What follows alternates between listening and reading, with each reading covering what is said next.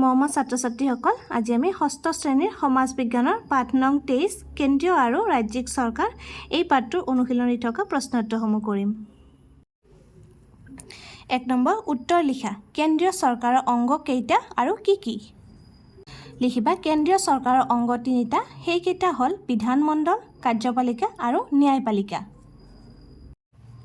খ নম্বৰ লোকসভা আৰু ৰাজ্যসভাৰ আন দুটা নাম কি?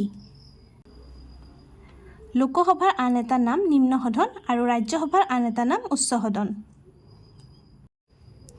গ নম্বৰ লোকসভা আৰু ৰাজ্যসভাৰ সদস্যৰ সংখ্যা কিমান? লোকসভাৰ মুঠ সদস্যৰ সংখ্যা 545 জন আৰু ৰাজ্যসভাৰ সদস্যৰ সংখ্যা 250 জন। খ নম্বৰ প্ৰধানমন্ত্ৰী আৰু আন মন্ত্ৰীসকলক কোনে নিয়োগ কৰে? প্ৰধানমন্ত্ৰী আৰু আন মন্ত্ৰীসকলক ৰাষ্ট্ৰপতিয়ে নিয়োগ কৰে। ঙ নম্বৰ কেন্দ্ৰীয় মন্ত্ৰীসকলৰ দপ্তৰসমূহ কোনে বিতৰণ কৰে? কেন্দ্ৰীয় মন্ত্ৰীসকলৰ দপ্তৰসমূহ প্ৰধানমন্ত্ৰীয়ে বিতৰণ কৰে। প্ৰথম ছ ন্যায়পালিকাৰ কাম কি? ন্যায়পালিকাই ন্যায় আৰু অন্যায় বিচাৰ কৰি দিয়ে। ন্যায়পালিকাই দেশৰ জনসাধাৰণক স্বাধীনভাৱে জীয়াই থকাত সহায় কৰে। দ্বিতীয় ছ ৰাজ্য চৰকাৰৰ প্ৰধান ভাগ কেইটা আৰু কি কি? ৰাজ্য চৰকাৰৰ প্ৰধান ভাগ 3টা, সেইকেইটা হ'ল বিধানমণ্ডল, কাৰ্যপালিকা আৰু ন্যায়পালিকা। প্ৰকাৰ্য বিধানসভালৈ নিৰ্বাচিত সদস্যসকলক কি বুলি কোৱা হয়? বিধানসভালৈ নিৰ্বাচিত সদস্যজনক বিধায়ক বোলা হয়। জ নম্বৰ ৰাজ্যৰ মুৰব্বীজন কোন? লিখিবা ৰাজ্যৰ মুৰব্বীজন হ'ল ৰাজ্যপাল। নিয় মুখ্যমন্ত্ৰী আৰু মন্ত্ৰী পৰিষদক কোনে নিযুক্তি দিয়ে? মুখ্যমন্ত্ৰী আৰু মন্ত্ৰী পৰিষদক ৰাজ্যপালে নিযুক্তি দিয়ে। ত অসমৰ উচ্চ ন্যায়ালয় ক'ত অৱস্থিত? অসমৰ উচ্চ ন্যায়ালয় গুৱাহাটীত অৱস্থিত। 2 নম্বৰ খালী ঠাই পূৰ কৰা। ক বিধানমণ্ডলে দেশ প্ৰস্তুত কৰে। বিধানমণ্ডলে কি প্ৰস্তুত কৰে? আইন। ইয়াত লিখিবা আইন। খ নম্বৰ কাৰ্যপালিকাই আইনসমূহ দেশ কৰে। কি কৰে? কাৰ্যকৰী কৰে।